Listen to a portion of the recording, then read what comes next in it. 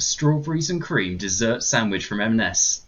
Madness. So recently, the British supermarket M&S, or Marks and Spencers, have come up with this controversial little number, the strawberry and cream sweet sandwich, and that's the Japanese-inspired limited edition item that's come out and caused a bit of a controversy, caused a bit of a stir. Now, why is this Japanese-inspired? Well, they have very similar items for sale in the supermarkets in Japan as a sando, and it's caused a bit of a controversy, a bit of a stir, this little item. For similar reasons, you see British and other Western tourists being a bit confused by the ones they have out in Japan, sort of wondering, is it a bit weird having a sandwich that's sweet, that's got a sweet filling? That's sort of unusual given it was invented as a dish of bread and meat, a bit of an odd one. And also, is it even really a sandwich? Apparently, some people have been saying that this from M&S tastes a little bit cake-like, sort of like a Victoria sponge. So can it really be considered a true sandwich, this limited edition item, if it's more like a cake? And also, is this actually nice? Is it actually quite like the Japanese one? Or is this just sort of a strange gimmick to sort of draw up a controversy, draw up an interest? Well, I'm going to try and settle that question now by giving it a taste test and see if it's actually good or if it's just, a gimmick. So the first thing I'll say, I've got one here that I've blue peated earlier, is that it's actually, when you look inside, quite generously filled. They haven't done the thing where they just put a little bit of a sandwich, strawberry or two at the front and a bit of cream, but then the rest of it's bare. And given that it's £2 something, it's reasonably proportioned, I'd say, quite filled. A little bit much for a sandwich maybe, but still, quite generously filled. So let's give it a taste test.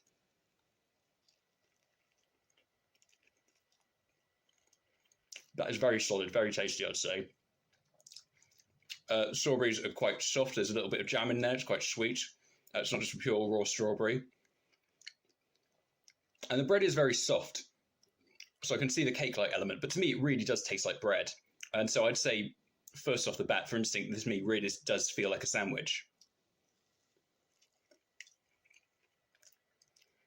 It's like you're eating a nice strawberries and cream dessert, like a bit of yogurt with strawberry in it. I wouldn't say it tastes that much like a cake or a Victoria sponge, to be honest. But for me, on initial taste test, I think that's really good. I think they've done a good job there. And they've created a bit of a stir, a bit of controversy, and good on them because it's quite nice. So yeah, I'd give that a plus. It's worth trying. So yeah, I really quite enjoyed having a taste test of that. And I'm quite happy that this has come out through M&S and they're trying this sort of thing for two reasons, really. Number one, as someone who quite is interested in Japanese things, Japanese culture, I've been out to visit Japan in the past. It's a bit fun and a bit different to have a Japanese-inspired dish, something that I saw out in the supermarkets in Japan, available here in the UK, and causing a bit of interest and sort of sparking a conversation in the UK.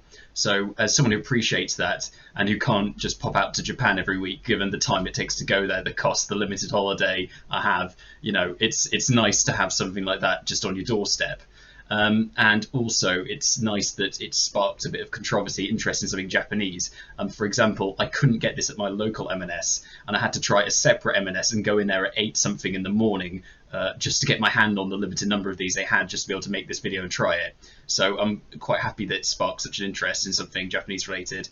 Number two, I would say I quite like it because M&S, in the past, maybe a little bit unfairly at times, has been lumbered with the perception of being a little bit old-fashioned, not really being that exciting, not catering to young people that much, maybe being caught in the past a little bit.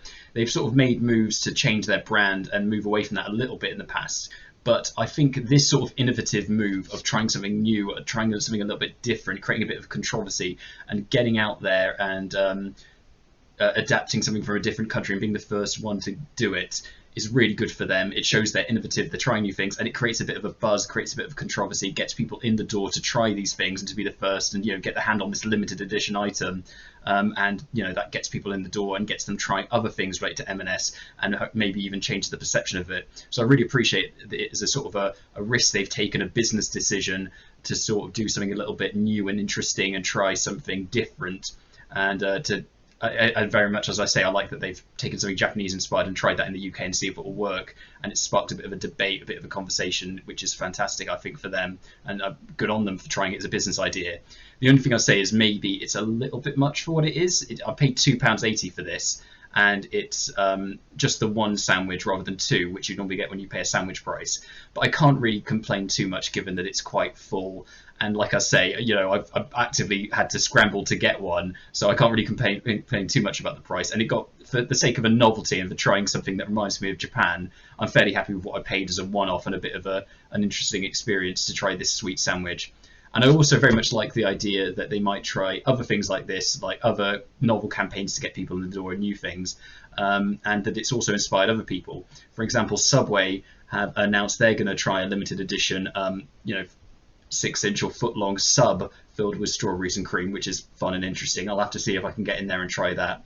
And also, it sort of raises the question of maybe M&S will, like I say, do something a bit similar.